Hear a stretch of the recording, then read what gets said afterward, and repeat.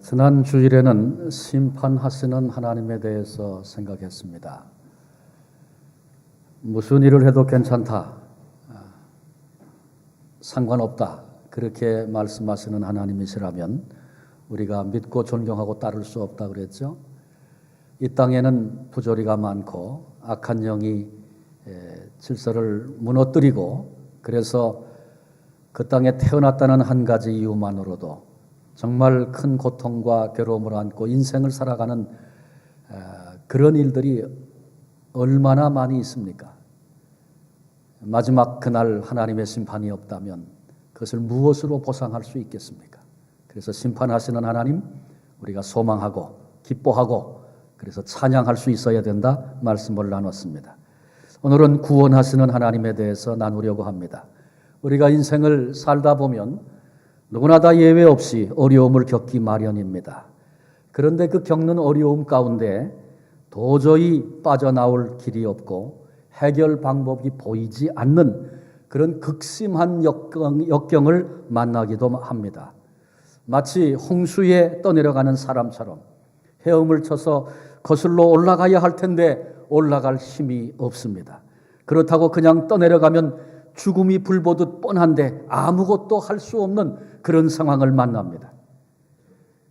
이런 때를 만나면 하나님을 모르는 사람은 절망할 수밖에 없습니다. 그러나 하나님을 믿는 우리들은 절망할 필요가 없습니다. 왜냐하면 하나님이 우리를 지켜주시기 때문에 그렇습니다. 우리가 섬기는 하나님은 구원의 하나님이시기 때문에 그렇습니다. 노아는 지구상의 모든 인류가, 모든 생명체가 멸망당하는 상상도 할 수 없는 엄청난 재난, 엄청난 홍수를 생애 속에 만났습니다.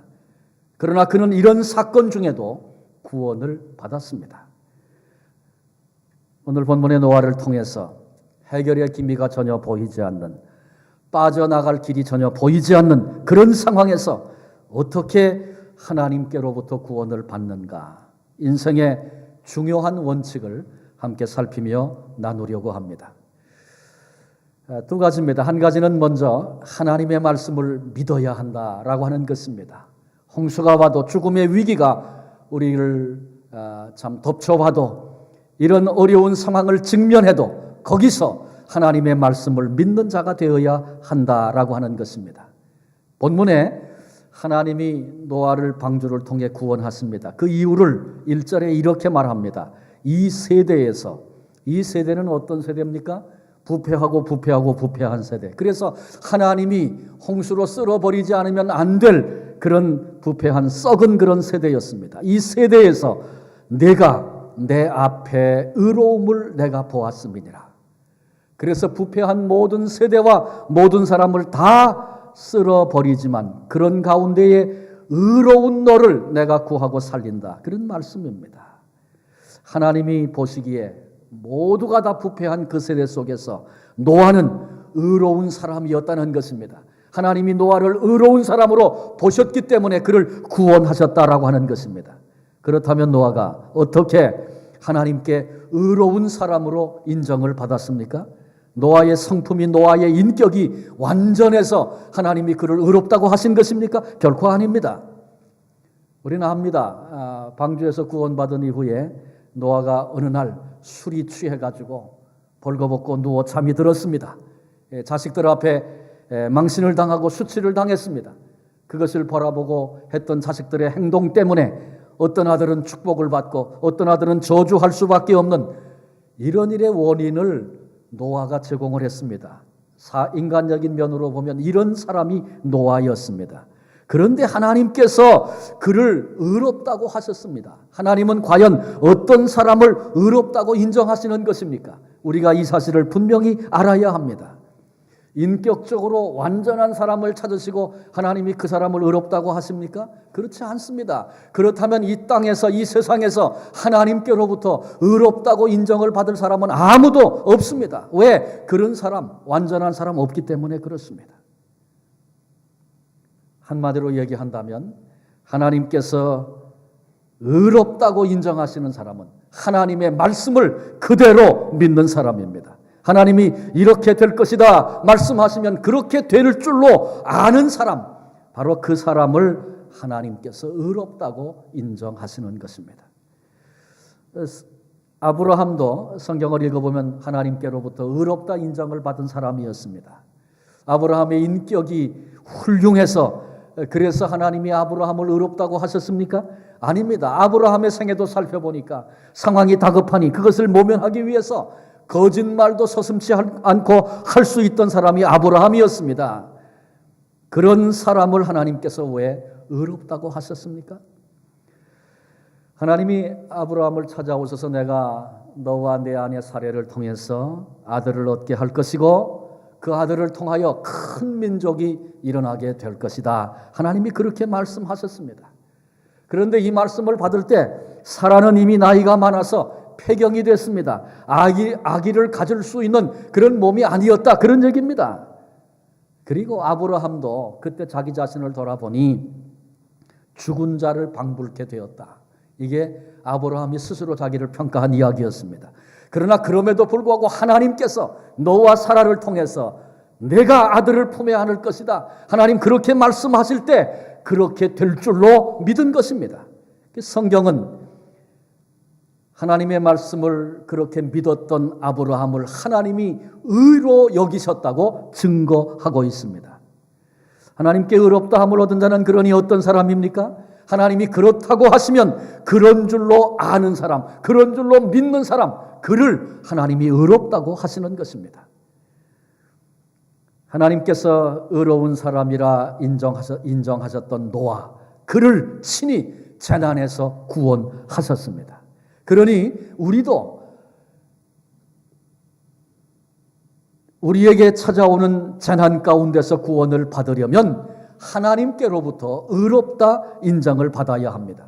어떤 사람이 의로운 사람이라고요? 하나님의 말씀을 믿는 사람이 의로운 사람이라 그랬습니다. 이런 사람이 구원을 받습니다. 그러니 우리도 의롭다 하심을 받고 그리고 하나님의 구원을 체험하려면 하나님의 말씀을 그대로 믿는 자가 되어야 합니다.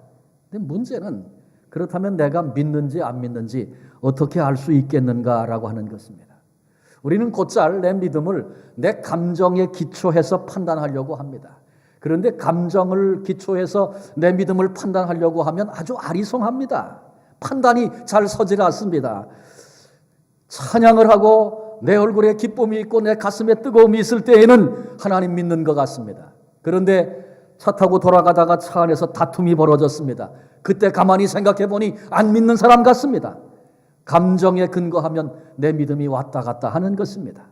내가 믿음이 강한지 어떤 때는 그런 것 같아요. 어떤 때는 아예 믿음이 없는 것 같기도 해요. 감정에 기초하면 그럴 수밖에 없습니다. 그런데 여기 내가 내 이웃이 믿음을 가지고 있는가 믿음이 없는가 그것을 판단할 수 있는 아주 객관적으로 좋은 방법 두 가지가 있습니다. 그 첫째는 기도하는 사람은 믿는 사람이다. 기도가 증거입니다. 바꿔 얘기하면 기도하지 않는 사람은 아직도 믿지 않고 있는 사람이다. 그런 말과 같습니다.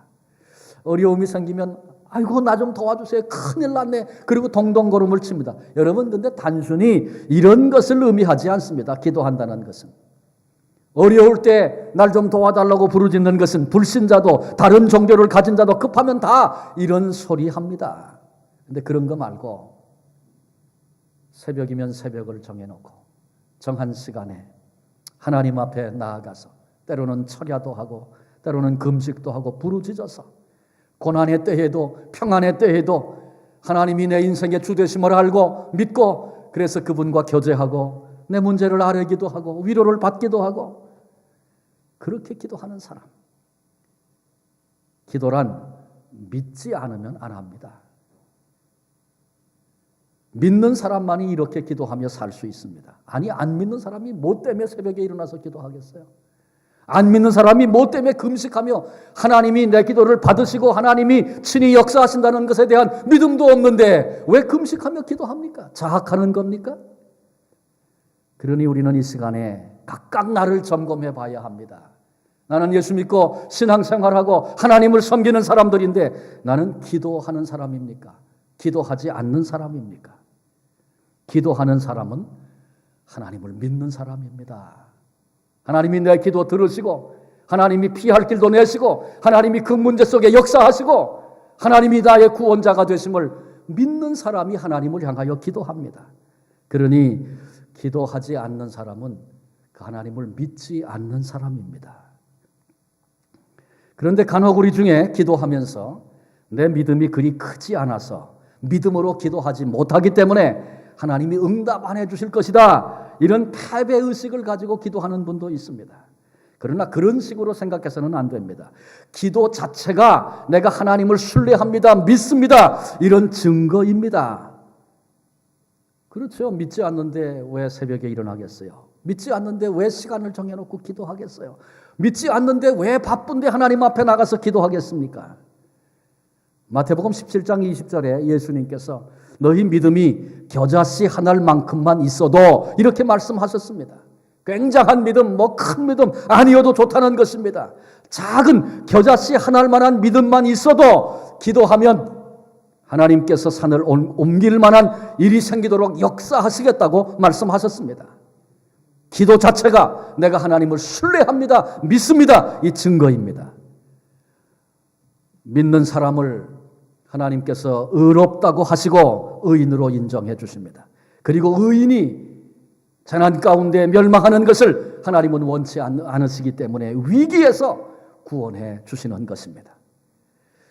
그것은 우리의 기도가 능력이 있어서, 우리의 기도가 완전해서, 그래서 의롭다고 여김을 받고 구원도 받고 그런 것 결코 아닙니다.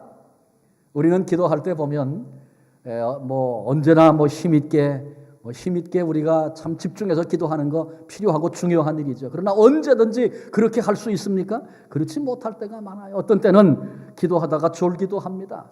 어떤 때는 기도의 자리에서 일어나 돌아오는데 내가 기도를 했는지 안 했는지, 형식적인 기도에 그칠 때도 있습니다. 어떤 때는 기도하고 나서 그래요. 아이고, 내가 이걸 이렇게 기도해도 되는가? 하나님 나에게 결단하는 마음을 주십시오. 아니, 결단은 내가 해야 되는 건데 하나님 보고 달라고 기도를 했어요. 물론 그 마음을 움직이시는 분도 하나님이시니까 또 한편 생각하면 맡기도 하겠다, 그런 생각도 합니다. 그러나 기도하고 나서 보면 얼마나 모순된 기도를 우리가 하는지 몰라요. 그러나 우리의 기도 자체가 그렇게 연약하지만 그래도 하나님 앞에 매달리고 기도하며 살려고 할 때에 시간이 지나고 나서 보면 되돌아보니 하나님께서 이루신 일들이 얼마나 많은지 몰라요. 그것을 보게도 되고 체험하게도 되지 않습니까? 왜? 기도한다는 그 자체가 하나님을 신뢰합니다, 믿습니다, 맡깁니다, 그런 뜻이기 때문에 그렇습니다. 그리고 그 믿는 자를 하나님은 의롭다 여기시고 의로운 자라 하시고 그리고 기쁨으로 그를 구원해 내시는 것입니다. 우리가 살고 있는 땅에 수많은 위기가 있습니다. 하룻밤 사이에도 어떤 일이 있을는지 알지 못합니다. 마지막 심판이 모든 사람을, 모든 역사를 기다리고 있습니다. 우리 모두 기도함으로 하나님께 대한 우리의 믿음을 표현하며 살아야 합니다. 내가 기도한다, 그래도 부족하지만 연약하지만 기도하고 있구나, 그렇게 생각된다면 나는 믿음의 사람입니다. 나는 믿는 줄 알았는데 기도하지 않고 살았네, 이렇게 판단이 된다면 다시 돌이켜 기도의 자리로 나가야 할 것입니다. 왜? 기도하지 않으면 하나님을 믿지 않는 사람이기 때문에 그렇습니다. 또 한 가지, 내가 믿는지 안 믿는지 더 분명한 또 다른 방법이 있습니다. 그것은 내 행동을 보아서 아는 것입니다. 내가 믿으면 반드시 행동이 따르게 되어져 있습니다. 하나님께서 내가 세상을 물로 심판하리라, 다 멸망할 것이다, 그렇게 하나님께서 말씀하셨습니다. 그리고 120년이라고 하는 기간을 주셨습니다.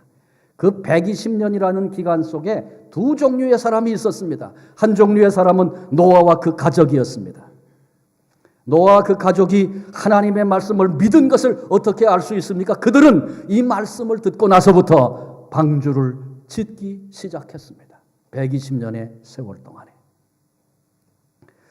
120년 동안 거대한 방주를 만드는 일 결코 쉬운 일이 아니었습니다. 그런데도 노아는 방주를 만들었습니다. 왜? 이것은 그가 하나님의 말씀을 믿었다라고 하는 아주 명백한 증거입니다. 그런데 그 시대의 사람들, 수많은 사람들, 방주 만드는 노아를 비웃었습니다. 방주를 준비해야 된다고 외쳤지만 방주 만드는 일 거절했습니다. 아니 마지막 순간에는 다 만들어 놓은 방주에 들어만 오라고 외침을 들었지만 그것마저 거절해버렸습니다. 왜 그랬습니까? 그들은 하나님의 말씀을 믿지 않았기 때문에 그렇습니다. 여기서 말씀을 믿는 자와 믿지 않는 자의 모습이 아주 명백하게, 분명하게, 선명하게 드러나고 있지 않습니까? 우리도 마찬가지입니다. 내가 믿는지 안 믿는지 우리의 행동을 보면 압니다. 캘거리에서 목회할 때 한국에서 한 가정이 새롭게 이민을 왔습니다. 아내는 집사님인데 남편은 이민 와서 교회를 처음 나왔다고 합니다. 그 가정 배경을 알아보니까 남편 쪽으로는 예수 믿는 사람이 하나도 없고 아내 쪽으로는 다 예수 믿는 집안이에요. 그래서 장인 장모님이 다 장로님이고 권사님이고 또 오빠가 있는데 그 오빠도 장모님이고 올케는 권사님이고 그래요. 근데 그 장로님들도 이민을 왔기 때문에 이제 한 교회에서 신앙생활을 했어요. 지난번에 우리 교회 몇 번 오셨던 그 차장로님 가정 얘기입니다. 여동생의 가정 얘기인데 이제 온 집안이 다 예수 믿고 참 최선을 다해서 하나님을 섬기는 그런 가정인데 이 막내 사위가 들어왔는데 예수를 안 믿는 사람이에요.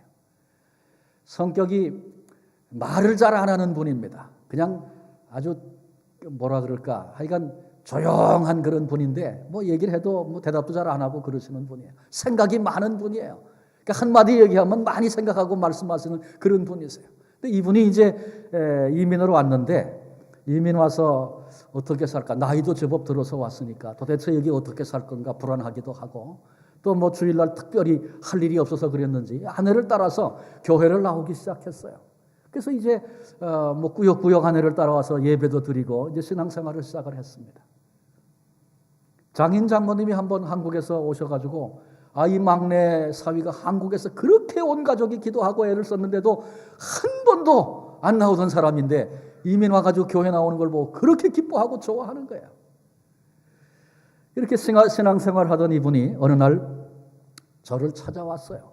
일부러 저희 집에 찾아와가지고 아주 심각한 얼굴로 왔습니다. 와서는 앉아서 한참 생각을 하더니 목사님 제가 한 가지 결정을 했습니다. 그래서 또 이분이 무슨 말씀을 하려고 그러나 제가 무슨 결정을 하셨습니까? 물었더니 제가 이제부터 11조를 하겠습니다. 이분이 그러시는 거예요. 이 사람이 이민 와가지고 지금 이민 초기에다가 나이 들어서 와가지고 뭘 해서 먹고 살아야 하는지 전혀 안정이 되어 있지 않은 그런 상황이에요. 뭐 쓰고 남고 넉넉해서 이것도 한번 나도 해봐야지 그런 거 아니란 말이죠. 그리고 성격으로 와서 이분은 많이 생각한 거예요. 그리고 11조를 하겠다는 거예요. 그리고 저한테 뭐라 그러냐면 그런데 목사님이 이후로 모든 삶에 대한 걸 다 책임을 져주셔야 되겠습니다. 그러더라고요. 제가 속으로 내가 무슨 책임을 얼마나 질 수 있나. 그런데 걱정 마세요. 하나님이 책임져 주세요. 근데 제가 그분의 얘기를 들으면서 그런 마음이 들었어요. 이분이 이제 하나님을 믿는구나. 하나님을 믿기로 결단을 했구나. 그런 마음이 들었어요. 하나님이 이 고백을 얼마나 기뻐 받으실까. 기뻐하시면서 이분에게 물질적인 축복도 주시겠다. 맡기시겠다. 그런 마음이 들더라고요. 오랜만에 제가 지난 여름에 그 캘거리에 행사가 있어서 갔다가 처음 그러니까 한 10년 만에 그분을 처음 만났어요. 잠깐 이렇게 옆에 서서 이런저런 얘기를 나눴습니다. 제가 그분의 얘기를 들으면서 이분이 교회 안에서 아주 소중한 역할을 하고 있다는 사실을 알게 됐어요. 얼마나 그분의 모습, 이야기를 들으면서 제가 마음에 기뻤는지 몰라요. 어떻게든지 교회 유익하게 이렇게 해보려고 하나님 앞에 이렇게 애쓰는 모습을 제가 보았어요.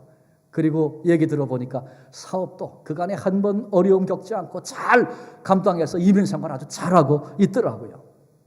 하나님 앞에 믿음을 갖게 되니까 그 믿음으로 결단하고 행동하고 움직이게 됐는데 하나님께서 그 생애 속에 놀라운 은혜의 복을 부어주신 것을 제가 확인하게 되었습니다. 말라기 3장 10절에 이렇게 말씀하죠. 만군의 여호와가 이르노라 너희의 온전한 11조를 창고에 들여 나의 집에 양식이 있게 하고 그것으로 나를 시험하여 내가 하는 문을 열고 너희에게 복을 쌓을 곳이 없도록 붙지 아니하나 보라. 이 말씀을 하나님의 말씀으로 믿는 사람은 11조 하는 거죠. 왜? 믿음은 행동이 따르도록 되어 있기 때문에 그렇습니다. 근데 안 하는 사람은 뭐예요? 이 말이 믿어지지 않는 사람이에요. 그래서 믿어지지 않기 때문에 안 하는 거죠. 그러니까 그 사람이 믿느냐 안 믿느냐 그 문제는 그분의 행동과 삶을 보아서 알 수 있습니다. 이건 단순하게 11조의 얘기만 아니고 하나님의 말씀에 근거해서 내가 어떻게 오늘을 살고 있는가가 내가 믿음의 사람인지 아닌지를 분명하게 드러낸다. 그런 얘기입니다. 그래서 야고보 사도는 행함이 없는 믿음은 죽은 믿음이라고 아주 자신 있게 선언하고 있습니다. 왜? 믿음은 반드시 행함이, 삶이, 행동이 따르게 돼 있기 때문에 그렇습니다. 위기가 찾아와도 하나님의 말씀을 믿고 내가 믿는다는 사실을 기도로 표시하고 행동으로 표시하고 이렇게 믿는 그 사람 하나님께서 의롭다 여기시고 그리고 그를 구원해 주시는 것입니다. 두 번째로 하나님의 능력을 신뢰하라는 것입니다. 하나님의 말씀을 믿는다. 하나님의 능력을 신뢰한다. 다 그것은 연결이 되어 있는 그런 말씀입니다만은 특별히 하나님의 능력에 대해서 신뢰해야 된다는 것입니다. 하나님께서 의로운 자 노아를 구원하시기로 하셨습니다. 그리고 노아에게 명령하셨습니다. 방주를 지어라. 그래서 내 가족을 그리고 모든 짐승을 보존케 하라. 동물들을 각각 암수 한 쌍씩 그리고 정결한 짐승 제물로 쓸 것은 7쌍씩을 이제 방주 안에 들어오게 하라. 그리고 너희를 위해서 그 기간 동안 필요한 양식을 저축하라. 하나님의 명령이었습니다. 그런데 이 같은 명령은 노아의 입장에서 생각한다면 결코 쉬운 일이 아니었습니다. 일단 노아는 방주라는 것을 지어본 적이 없는 사람입니다. 아주 튼튼한 방주를 지어야 합니다. 그래야 그 무서운 홍수, 폭풍우가 치고 쏟아지고 흔들거리고 파도가 치고 풍랑이 있는 그 홍수 한가운데서 살아남지 않겠습니까? 방주를 타고 잠깐은 피했는데 그 방주가 부서져 버린다면, 다 빠져 죽어버렸다면 무슨 소용이 있겠어요? 또 방주의 크기도 아주 중요한 문제가 됩니다. 그런데 하나님께서 노아에게 고페르라고 하는 나무, 어떤 번역본에는 잣나무라고 그렇게 번역을 했는데, 그러니까 하나님이 한 나무를 정해주시고 그 나무로 만들어라. 그리고 그 크기는 길이가 300규빗, 그리고 폭이 50규빗, 높이가 30규빗. 이 규빗은 45cm 정도가 됩니다. 그래서 우리가 아는 길이로 환산을 하면 길이가 135m, 폭이 22.5m, 높이가 13.5m입니다. 그렇게 지으라는 것입니다. 근데 그거 모양을 그려보면 말이죠, 배라고 말하기보다는 상자라고 말하는 게 옳습니다. 미식 축구장 있죠? 그 미식 축구장보다 폭이 조금만 좁아요. 그리고 높이는 12.5니까 3층 높이니까 굉장한 높이죠. 그렇게 배를 만들려고 그러셨어요. 1993년 창조과학회에서 한국 해사에 있는 기술연구소에다가 의뢰를 했습니다. 이 기술연구소는 세계적으로 권위가 인정되는 그런 기관입니다. 한국의 배 만드는 실력이 굉장히 좋아졌잖아요. 하나님께서 노아에게 지으라고 명하신 방주, 그 사이즈를 설명을 하고 이 방주가 풍랑과 파도에서 얼마나 견딜 수 있는지, 그것의 효과적인지 실험을 해달라고 요청을 했습니다. 그래서 파도와 풍랑을 인공적으로 만들고 실험을 했습니다. 방주 모형을 만들어서 짐도 싣고 사람도 거기 싣고, 그리고 뒤집어지지 않고 얼마나 안전하게 이 배가 떠 있을 수 있겠는가를 실험했습니다. 그때 똑같은 사이즈, 그 정도 규모의 배를 조선공학 최첨단 기술로 12척을 디자인해서 같이 만들었습니다. 그리고 이것을 비교하면서 실험하고 연구했습니다. 그리고 마지막에 얻은 결론이 뭐냐 하면, 무서운 풍랑 파도 속에서 가장 안정적인 것이 노아가 만든 방주였다고 하는 그런 결론이 내려졌습니다. 물론 최신 기술을 가지고 만든 배야 달리고 이동하는 속도야 굉장히 빠르죠. 그런데 노아의 방주는 빨리 달릴 이유도 필요도 전혀 없는 그런 배였습니다. 하나님이 친히 그 사실을 아시고 단지 파도와 풍랑에서 가장 안전한 최적의 방주를 짓도록 하나님께서 하셨다라고 하는 것을 최첨단 기술이 증명하게 되었다. 그런 얘기입니다. 우리는 하나님을 과소평가해서는 안 됩니다. 하나님은 무엇이든지 아시고 무엇이든지 하실 수 있는 전지전능하신 하나님이십니다. 배의 비율만 아니라 사이즈도 굉장히 중요합니다. 짐승 보존하여 그 생명을 지켜야 한다. 사명을 주셨는데 애써 배를 만들었는데 짐승들이 얼마나 들어오는지 어떻게 알아요? 들어갈 자리가 턱없이 모자란다면 큰 문제가 아니겠습니까? 현재 지구상에 짐승의 종류가 17,600종이 있다고 합니다. 그 가운데 젖먹이 동물이 3,500종이고 새가 8,600종입니다. 파충류, 양서류, 개구리, 뱀 이런 거죠. 그 종류가 5,500종이어서 모두가 17,600종에 이른다고 합니다. 두 쌍씩만 따져도 35,200마리를 이제 방주에 집어넣어야 되는 거예요. 어떤 분이 계산을 했다 그래요. 큰 것도 있고 아주 작은 새도 있고 그러니까 평균 잡아서 양 한 마리로 사이즈를 정했습니다. 그리고 35,200마리의 양이 들어가야 된다. 계산을 한 거죠. 거기다가 플러스 해야 될 것은 곤충이 100만 종류쯤 되는데 그것을 양의 크기로 따진다면 한 5,000마리에 해당한다고 됩니다. 그럽니다. 그래서 양 42,200마리가 들어가야 되는데 노아의 방주에다가 그것을 비교해 보니까 이 모든 짐승을 다 태운 사이즈의 3배가 노아의 방주였다는 것입니다. 충분한 크기로 충분한 여유를 가진 그런 방주를 하나님이 미리 계획하시고 짓게 하신 것입니다. 여러분, 이것이 하나님의 지혜입니다. 우리가 믿고 섬기는 하나님, 전지전능하신 하나님이십니다. 만일 하나님께서 노아에게 너 방주 지어라, 내 가족 지구상의 모든 짐승 다 보존해라, 그런데 그거 네가 알아서 져라 그러셨다면 노아는 절망할 수밖에 없었습니다. 왜? 이건 상상으로 지어낼 수 있는 것이 아니기 때문에 그렇습니다. 이건 불가능한 일이다, 말도 안 되는 이야기다, 그렇게 결론이 지어졌을 것입니다. 그런데 방주를 지을 때 하나님께서 구체적으로 하나님이 다 거기에 적당한 것, 필요한 것이 뭔지 아시고 보시고 구체적으로 말씀해 주셨고 단지 노아는 그 말씀 앞에 그대로 순종한 것입니다. 그리고 짐승들로 하여금 짝을 지어 방주로 들어가게 하셨습니다. 만약에 노아가 다니면서 암놈 순놈 이게 맞나 그리고 한 쌍씩 잡아오려면 어디 가서 그걸 다 찾아내고 잡아올 수 있겠습니까? 불가능한 일입니다. 여러분, 연어가 부화한 곳으로 돌아와 알을 낳지 않습니까? 거북이가 태어난 모래사장으로 돌아와서 거기서 알을 낳습니다. 어떻게 그렇습니까? 그것은 본능이라고 그렇게 얘기하는데 하나님께서 이 생명체 속에 그런 프로그램을 넣어 놓으신 거예요. 하나님이 넣으시면 그렇게 되는 겁니다.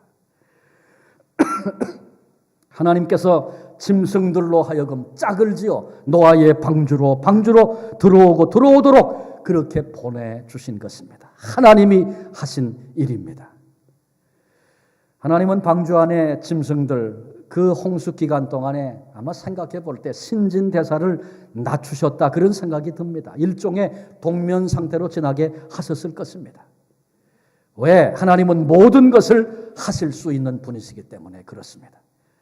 여러분, 우리의 지식, 우리의 생각에 범주 안에 하나님을 가두고 하나님을 절대로 과소평가하는 어리석은 일을 범해서는 안 됩니다. 하나님은 전지전능하신 분이십니다. 하나님은 어떤 상황에서도 의로운 사람을 구원하실 수 있는 분, 믿음의 사람들을 구원해내시는 그런 하나님이십니다.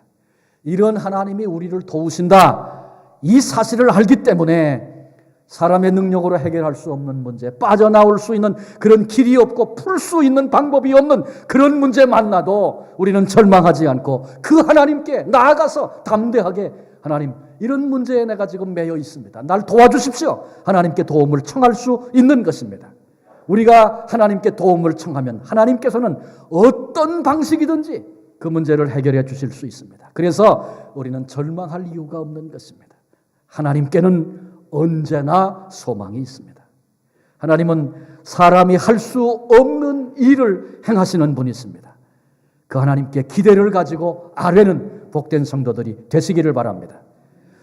모세가 이스라엘 백성을 이끌고 애굽에서 나왔습니다.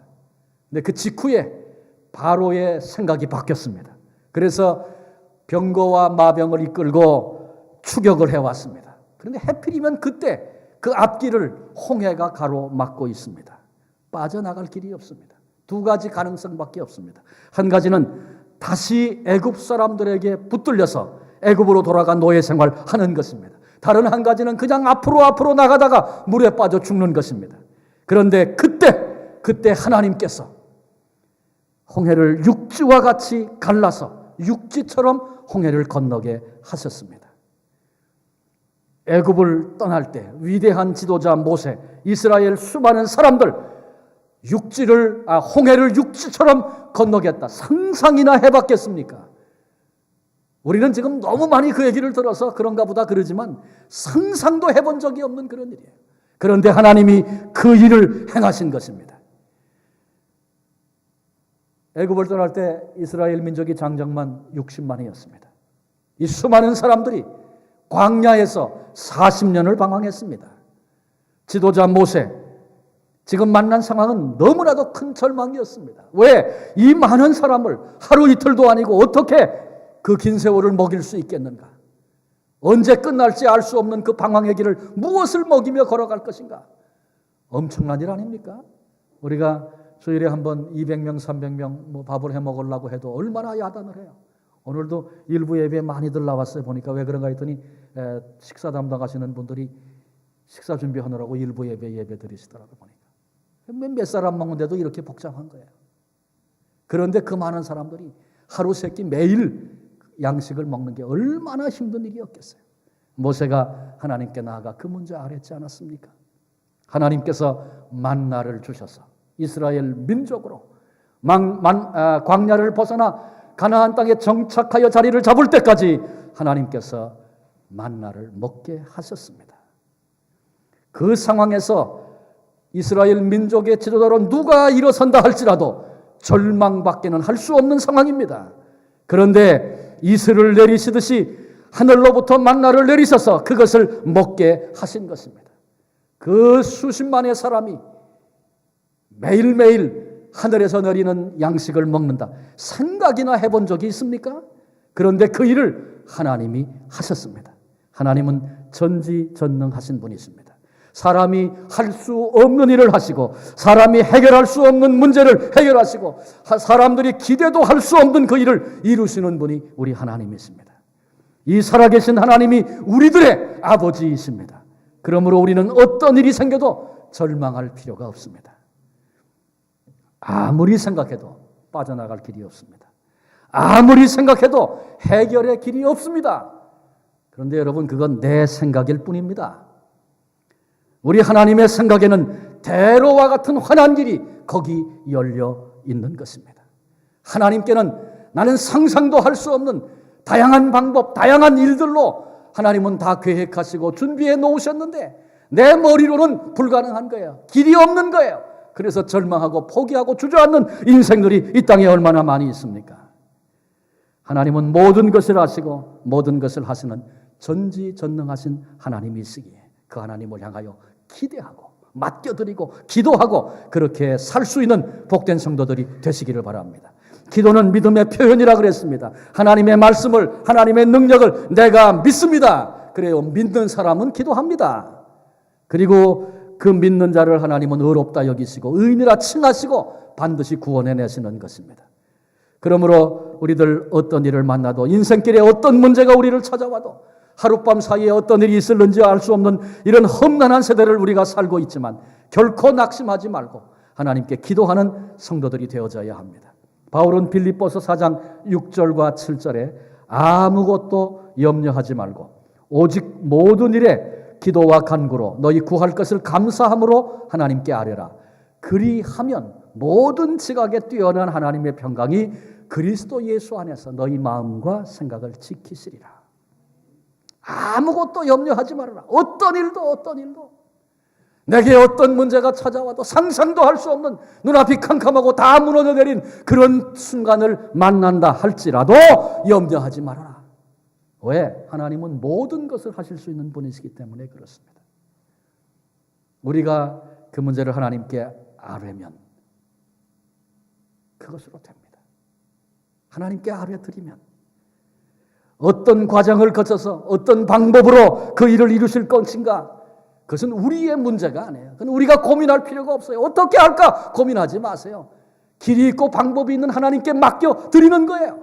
그러면 하나님이 어떤 과정을 거치든지 어떤 방법을 통해서든지 그건 하나님의 일이기 때문에 하나님이 하실 것입니다. 하나님이 이루고자 하시면 우리가 생각지도 못했던 방법으로, 우리는 기대하지도 못했던 그런 방식으로 하나님이 이루시는 것입니다. 그래서 우리는 단지 믿고 기도하면 됩니다. 아뢰고 편안한 마음으로 지켜보는 것, 그것이 기대입니다. 기대. 아뢰놓고 그 다음에 그것이 어떻게 되는가? 너희는 가만히 서서 지켜보아라. 하나님이 오늘 어떻게 행하시는가? 모세가 그렇게 외치지 않습니까? 내가 하나님께 믿음으로 기도했어. 그러면 하나님이 어떻게 이루시는가? 잠잠히 기대하고 기다리고 바라보는 것입니다. 그러면 헤아릴 수 없는 하나님의 평강이 우리의 마음과 생각을 지켜주신다.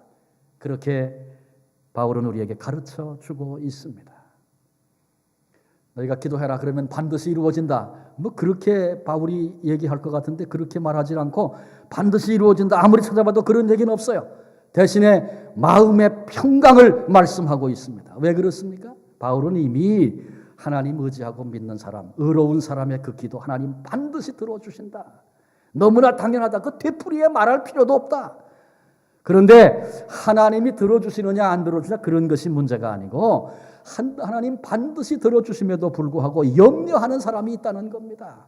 기도해놓고도 염려하고 조바심을 내고 어쩔 줄 몰라 하고 불안해서 떨고 있는 그런 사람이 있다는 것입니다. 기도로 믿음을 표현했다면 내가 하나님의 말씀을, 하나님의 능력을 믿습니다. 기도로 내 믿음을 그렇게 표현했다면 이제는 그 믿음에 합당한 삶을 살라는 것입니다. 질병 때문에 기도했어요. 그리고 하나님께서 치유해 주실 것이다. 왜? 하나님은 우리 기도를 들으시는 분이시니까. 그래서 확신을 마음에 갖게 됐습니다. 그러면 이제 주신 그 건강, 그 몸을 가지고 내가 하나님 위해 살겠습니다. 선포하고, 그래서 때로는 소원도 필요하고 그런 것입니다. 하나님, 내가 아직 건강이 아직 안 왔는데도 하나님 주신 내가 건강 내게 주실 거 내가 믿습니다. 그 건강 가지고 내가 이렇게 한번 살아보겠습니다. 선포하는 것입니다. 그리고 할 수만 있다면 이미 고쳐주신 것처럼 오늘을 사는 것입니다. 이것이 내가 믿었다라고 하는 증거입니다. 한국의 아주 유명한 목사님이죠. 이분이 청년 시절에 결핵이 심해져서 피를 토하게 됐습니다. 산에 올라가 기도하면서 나무 뿌리를 뽑았다는 유명한 분인데, 소나무를 붙잡고 하나님 나를 고쳐달라고 기도했다 그래요. 기도하다가 가슴이 뜨거워지고, 그래서 하나님 나를 고쳐주셨구나, 하나님 나를 치유하신 걸 내가 믿습니다. 그리고 아주 감사의 찬송을 부르고 기도를 마쳤어요. 그리고 가서 침을 뱉어보니까 또 피가 울컥 쏟아집니다. 안 고쳐주셨나? 또 가서 또 나무 뿌리를 뽑도록 또 매달려 기도했습니다. 그리고는 하나님 나 고쳐주신 거 믿습니다. 그리고 가서 또 뱉어보니까 울컥하고 또 피가 쏟아집니다. 이렇게 몇 차례를 했다 그래요. 그랬더니 하나님이 너무나 불쌍하게 보셨는지 말씀을 해주셨다는 거예요. 내가 너 치유한 거 믿냐? 그랬더니 하나님, 그럼요, 제가 믿지요. 그런데 왜 그렇게 침은 뱉어보니? 여러분, 우리는 시공간의 제한을 받는 사람들입니다. 하나님은 영원한 현재십니다. 하나님께 기도하면 들으신다 선언하셨으면 하나님 반드시 들으시는 것이고 이미 하나님께는 그 일이 이루어진 것입니다. 그런데 내가 불편하고 힘들고 고통스러워서 너무 오랫동안 기도했는데도 하나님은 안 들어주세요. 얼마나 기도하셨습니까? 하나님께는 하루가 천년 같고 천년이 하루 같다는데 우리가 얼마나 오래 기도해서 그렇게 절망하시는 겁니까? 절망할 이유가 없습니다. 그리고 믿음으로 그렇게 기도할 뿐만 아니라 그 기도가 역사되고 이루어진 것, 그렇게 고백하고 그런 이미 이루어진 자처럼 오늘을 그렇게 사는 것입니다. 하나님께 맡기고 더 이상 염려하지 마십시다. 회복된 것처럼 평강의 가슴으로 오늘을 사십시다. 더 이상 조바심 내지 말고 염려하지 말고 낙심하지 말고 반드시 하나님이 하나님의 때에 하나님의 방법으로 이루시고 영광을 받으실 것입니다. 우린 그런 얘기 듣잖아요. 어떤 분은 구원을 위해서, 친구의 구원을 위해서 평생 기도하고 죽었는데 그가 죽고 나서 이루어진 일도 우리 이야기 듣잖아요. 그런 일이 있었다고. 그러면 힘들어서 죽고 나서 이루어지면 그게 나한테 뭐 관계가 있습니까? 얼마나 실망됩니까? 여러분, 그러지 말라는 겁니다. 사탄은 자꾸 우리를 속이는 거예요. 우리의 기도가 절대로 헛되지 않다고 하나님 우리에게 말씀하고 계신 것입니다. 반드시 하나님이 하나님의 때에 이루시고 그 기도가 얼마나 소중한 것이었고 얼마나 귀한 믿음이었는가를 백일하에 명백하게 증거하여 드러내실 그때가 우리 앞에 있다는 것입니다. 이제 우리의 남은 생에 이 땅에서 뜻밖의 여러 가지 일들을 만나기도 하고 내 기대에 못 미쳐서 절망이 찾아오기도 하고 생각하지 못했던 문제들이 우리 앞을 가로막기도 하는 그런 세상을 오늘 우리가 살고 있지만 그럼에도 불구하고 날마다 이 소망, 하나님께 그 소망이 있다는 사실을 기억하며 내가 하나님의 말씀을, 하나님의 능력을 내가 기도하면 하나님이 들으시고 받으시고 반드시 이루시고 하나님의 영광을 나타내십니다. 이 사실을 기도로 내가 믿는다고 하는 하나님의 말씀과 하나님의 능력을 믿는다고 하는 그 표를 기도로 증거하며 그렇게 살 수 있는, 그리고 뿐만 아니라 남은 생애 동안에 하나님의 시간 속에 이미 이루어진 것처럼 오늘을 살아가는 그런 복된 믿음의 성도들이 다 되어지시기를 주님의 이름으로 축원합니다. 기도하시겠습니다. 하나님 감사합니다. 우리들을 만세전에 주님을 알지도 못하고 심지어는 원수되었을 때에 주님이 큰 사랑으로 우리를 위하여 찾아오셨고 십자가에 피 흘려 구속하시고 너는 내 것이라 인치시고 하나님의 자녀 만드시고 전능하신 하나님을 아버지로 섬기며 그래서 하나님께 피하며 하나님께 맡기며 그렇게 살 수 있는 특권과 은혜를 우리에게 허락하신 주님을 찬송합니다. 모든 생명체가 다 부패하고 썩어서 심판으로 말미암아 멸망하는 그 순간, 그 시간, 그 역사 속에서 하나님 앞에 의롭다 인정을 받아 구원함을 받았던 노아의 이야기를 나눴습니다.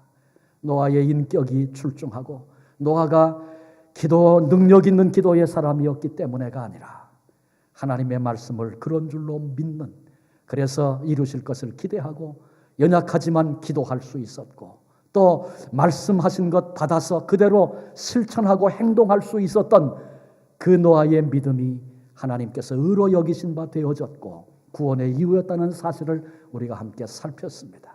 이 땅에서 만나는 재난들, 그리고 더 나아가서 마지막 심판이 다가오고 있는데 그 엄청난 사건 앞에서 하나님께 구원받을 하나님의 백성들 얼마나 복된 자들이겠습니까? 그런데 그 자리에 우리가 선택을 받았다는 것 깨닫게 하시고 감사로 살게 하시고 우리의 믿음을 하나님의 말씀, 하나님의 능력 내가 믿습니다. 그 믿음을 기도로 그리고 행동과 삶으로 증거하고 드러내며 이미 받은 것처럼 오늘을 살아가는 믿음의 장부와 용사들 되게 하여 주옵소서. 오늘 이 성전에 올라올 때 어떤 상황, 어떤 문제에 짊어지고 답답해하며 힘들어하며 올라왔습니까?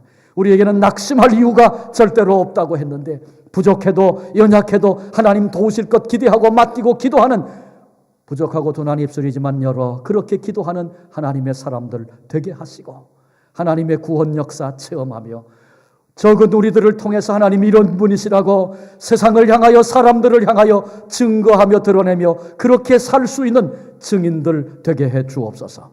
이 말씀 앞에서 나는 기도의 사람인가, 나는 행동하는 사람인가 정직하게 돌아보게 하시고, 하나님 이제 이 순간 돌이켜 하나님 앞에 믿음 가지고 기도하며 그렇게 행동하며 살 수 있는 하나님의 사람들 다 되게 해 주옵소서. 우리를 십자가로 살려내신 예수 그리스도의 이름으로 감사하며 기도하옵나이다. 아멘.